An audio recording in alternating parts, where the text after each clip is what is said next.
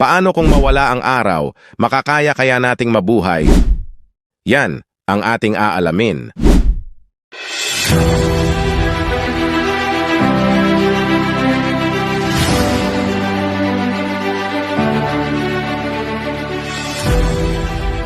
Bago natin ipagpatuloy, huwag kalimutang mag-subscribe at i-click ang bell icon para di ka mahuli sa mga trivia na gaya nito. Simulan na natin. Bago natin talakayin kung ano ang magiging resulta kapag nawala ang araw, ay trivia muna tayo kung paano ginagampanan ng araw ang buhay dito sa Earth. Ang araw ay nagbibigay ng init at liwanag na kinakailangan upang maganap ang proseso ng photosynthesis ng halaman na siyang nagbibigay ng sustansya sa iba't ibang anyo ng buhay sa lupa. Ito rin ang nagpapainit sa ating planeta na siyang nananatiling may temperaturang naaayon sa buhay. Ang araw ay nagpapasok ng enerhiya sa sistem ng panahon at klima sa Earth.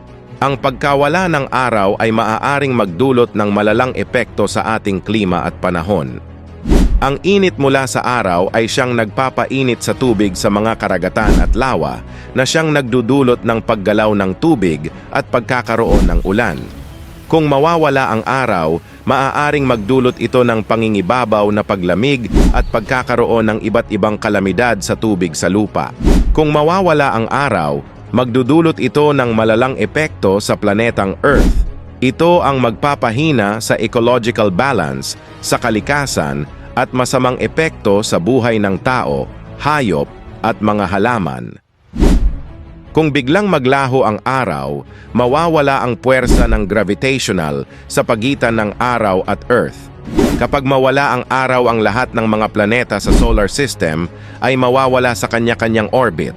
Dahil napakalaking tungkulin ang ginagampanan ng araw dahil sa gravitational pull nito.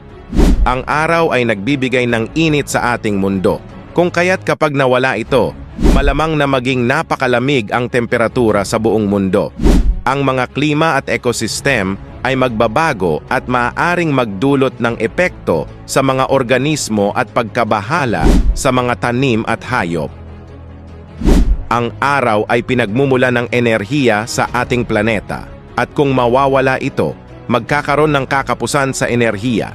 Ito ay maaring magdulot ng pagkalito sa mga elektrikal na kagamitan at sistem, pati na rin sa mga baterya at iba pang mapagkukunan ng enerhiya.